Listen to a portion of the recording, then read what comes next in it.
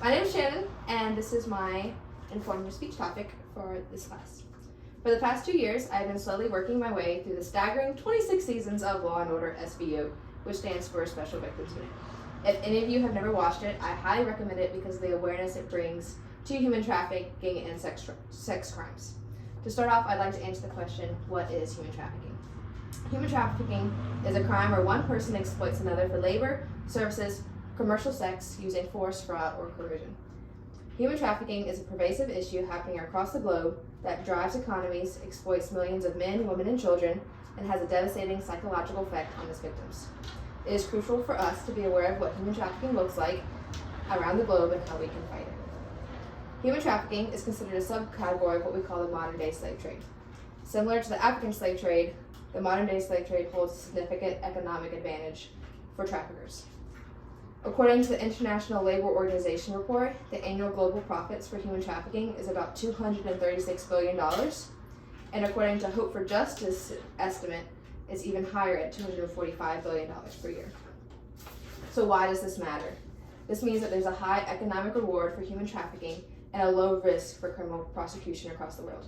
Traffickers can sell human beings multiple times in comparison to drugs and other illegal items sold on the black market, and the black market is not taxed.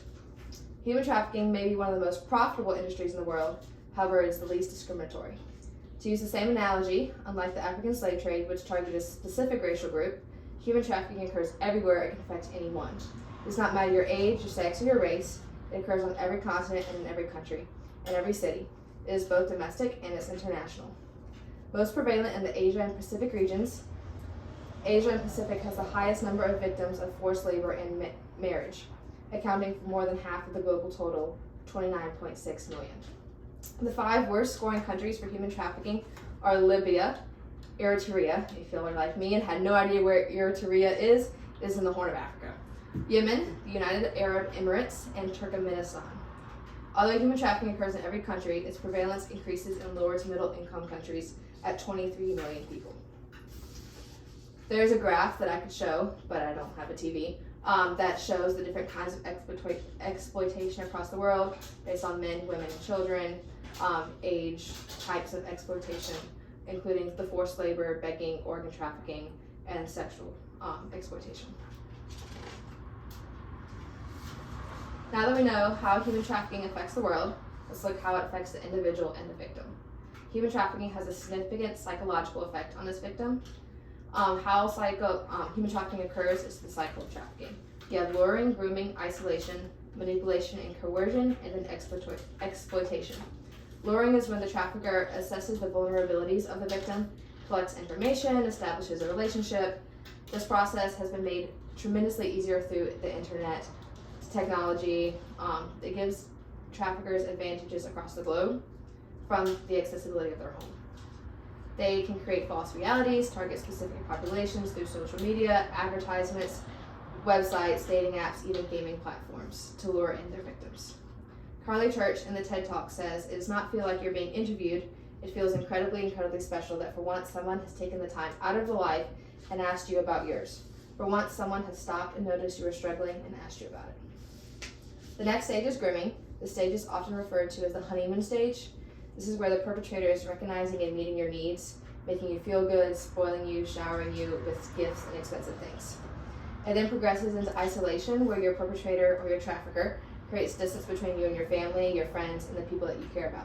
Their goal is to create you 100% dependent on them and you isolated from the people that care about you. It then progresses into the coercion and manipulation stage, where he begins toying with your emotions. It gives you mixed signals, gives you love and affection, and takes all of that away. They begin to mistreat you. They get you involved in either sexual or non-sexual activities, like holding drugs or committing crimes. Carly Church again says he's breaking down your boundaries, your morals, and your values, and then he's rewarding you for them. The final stage, exploitation, is the point where the victim is so broken down and so dependent on the trafficker that they believe they owe a debt and they cannot leave. There could be a financial pressure to stay, threats to hurt someone, their family. There could be lack of documentation to the country they're in. And then there's the emotional, physical, or sexual abuse. This cycle is used to obtain, control, and exploit the victims of human trafficking. Human trafficking is a power and control dynamic that ends up leaving victims trapped in fear. Sadly, it's more common than we think. In conclusion, human trafficking is a serious issue that impacts 27 million people worldwide. According to the former U.S. Secretary of State, Anthony Blinken, human trafficking is a stain on the conscience of our society. It fuels crime, corruption, and violence. It distorts our economies and harms our workers, and it violates the fundamental right of all people to be free. Human trafficking practically drives economies. It exploits millions of men, women, and children. It has a devastating psychological effect on its victims. In order for us to end human trafficking, it is imperative that we speak up, raise awareness, and if possible, support the organizations that are fighting to end human trafficking and modern-day slavery.